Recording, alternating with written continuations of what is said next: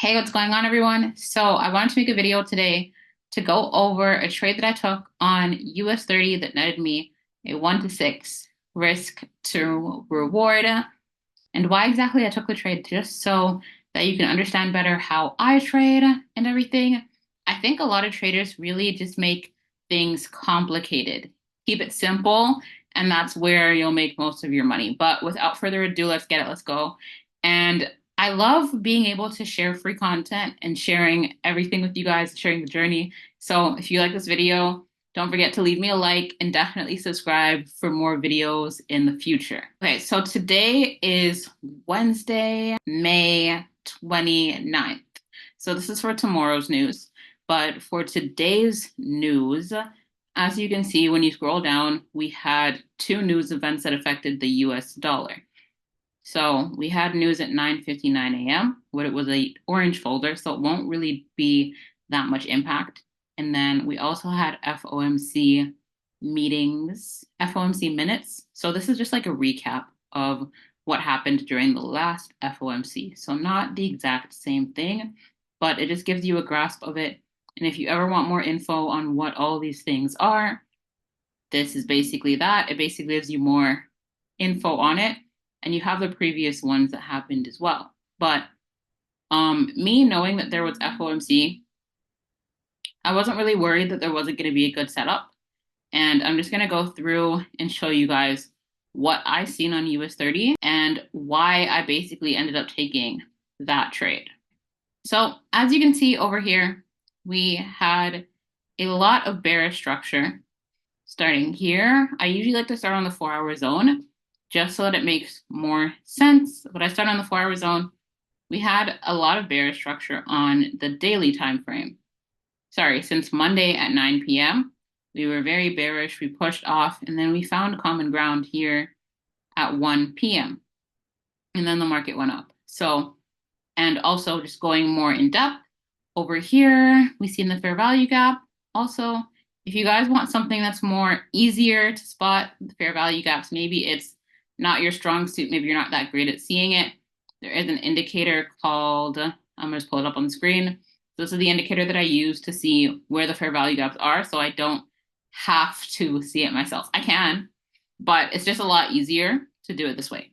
But anyways, other than that, right, I've seen that there was a fair value gap here at 9 a.m. on Tuesday that was basically just holding us up, if that makes sense. So I took a box, I marked it up, and I'm going to mark it up with you guys as well.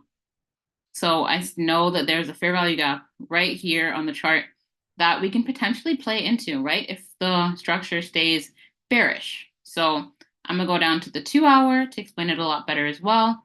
But basically, and I'm gonna remove the smart money indicator for a second, just so everything's more clear.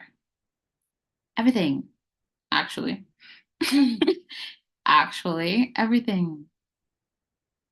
I'm just going to leave the fair value gap on the chart, and that is going to be it, actually. Yeah. Okay, so as you can see, over here, we were in bearish structure, right? So what I wanted to see the market do was come here and basically take the liquidity, which basically means any buyers that were in the market, get the buyers out, all the stop losses would have been hit. I made a video on this as well. If you guys want to go through that, it's on my YouTube channel also.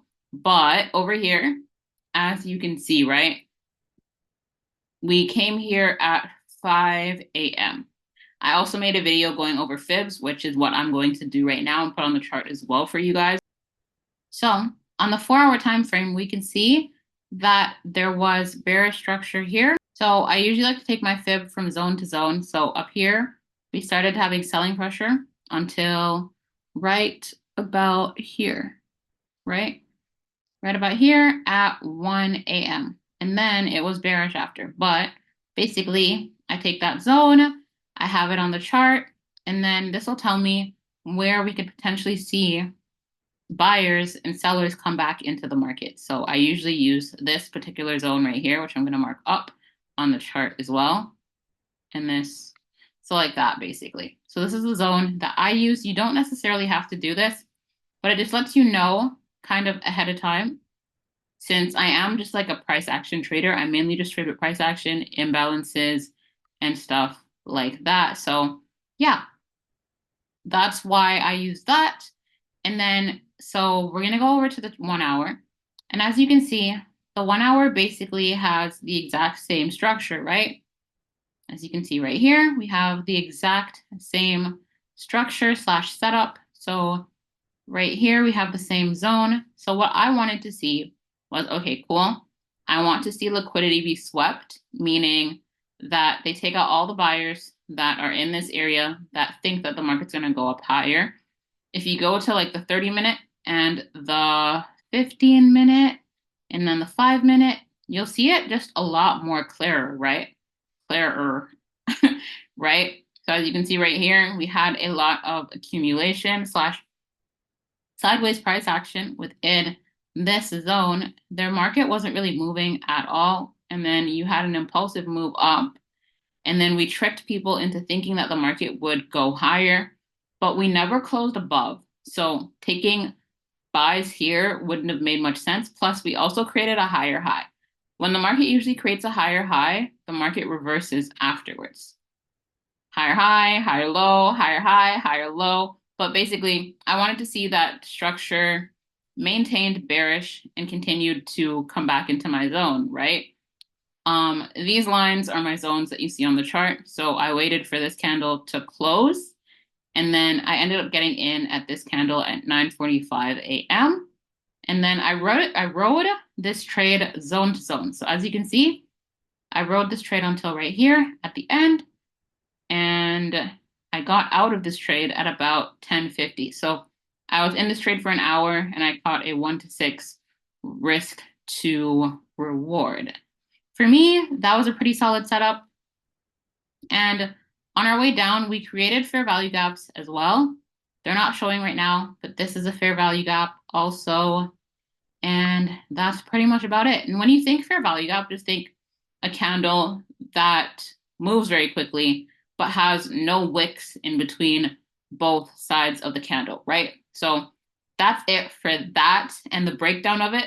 Hopefully that made sense. Definitely let me know if you guys have any questions down below. But I think a lot of people really overcomplicate trading. It's as simple as waiting for, say, for example, you wanted to take a trade for a buy, right? Okay, cool. We came here, we broke out. But what most people don't do is they're very impatient when it comes to trading. And most people won't wait for the simple breakout and retest. Like right here, this is technically a retest. Like we tested this area, and then we came here to take out all of the buyers, and then we dropped towards the downside. But what people don't do is wait for the market to retest, right? We tested here, cool. And then what did the market do? It came back to this zone again, right here, and it tested it. And it said, no, not yet. We came here and we finally broke. So it's not about waiting for it to break out. I want it to break out, and then I want it to retest. So it's not always going to look clear, but you're going to want the market to do something like this. We break, as you see in here. So I broke out, cool. The market's going to come back to that zone later, especially if there's still buy orders, and it's going to retest it. So simplify it, keep it really nice and simple, and you'll be a lot more successful when it comes to trading. But that's about it for this video. Hopefully you found it helpful. And if you have any questions, definitely leave me your questions and comments down below.